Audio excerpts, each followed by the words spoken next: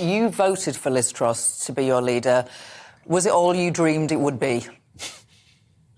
Well, it's been a bumpy start, Gloria. There's no denying that. But I'm seeing the media reports this morning. Saw the media reports last night. My phone was pinging from reporters about this hostile 22 committee meeting that we went to last night. Look, I was at that meeting. It was anything but hostile.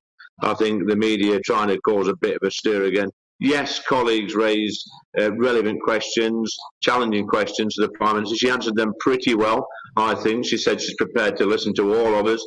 She's going to have us in over the next few weeks to listen to us all before any big decisions are made.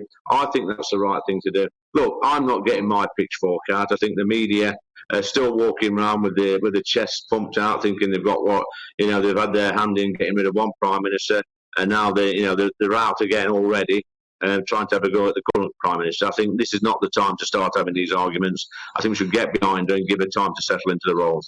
Trouble is, it wasn't the media, it was a senior Tory MP, Robert Halfon, who said trashing 10 years of Tory blue-collar policies.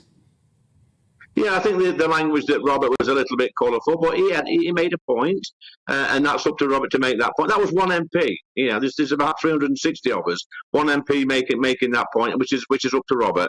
He made some good points as well. I was in the room. I witnessed, and nobody's talking about the other questions which were put to the Prime Minister, which he answered really, really well. I think he's just picking up on one comment from a couple of people who, by the way, let's be honest, some of these people that were making comments didn't actually back Liz to start off with, but we should get behind the leader now.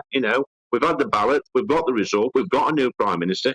Get behind her, give her a chance to settle in. Yes, there's going to be a few bumps in the road as she settles into the role, but we can't keep swapping Prime Ministers every 5 minutes. Yeah, fair enough. On terms of the budget and the fallout from that budget, obviously we have another economic statement in a couple of weeks. She's coming under pressure from some quarters to U-turn on some of the measures in that. She could do that. It would be embarrassing. But the alternative to plough on regardless might have more dangerous, catastrophic consequences for all of us, actually. What do you think she should do if you were advising her, as I'm sure you do? I'm not sure I'm the right person to be advising the Prime Minister on economic policy, but what I would say is any policy has got to be fair. It's got to be fair to everybody in the country. Look, we made the decision to change we backtracked on the 40% income tax cut. That was the right thing to do. We all knew that. Nobody was asking me in my inbox on 150 grand a year to cut their income tax. Far from it. We have to be seen as a fair and caring government. And look, over the past 2 or 3 years, this government has wrapped its arms around the businesses and people of this country. We seem to forget now what we went through with COVID, about the 11 million jobs that we saved through furlough and the hundreds of thousands of businesses. People tend to forget the good work we've done. They always look forward.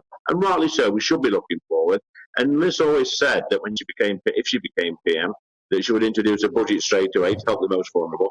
And I think what people actually did, led by the media just a few weeks back, they actually ignored 90%, 95% of that mini budget, which was good stuff to help people with their energy and their soaring bills through this winter. So let's get behind it.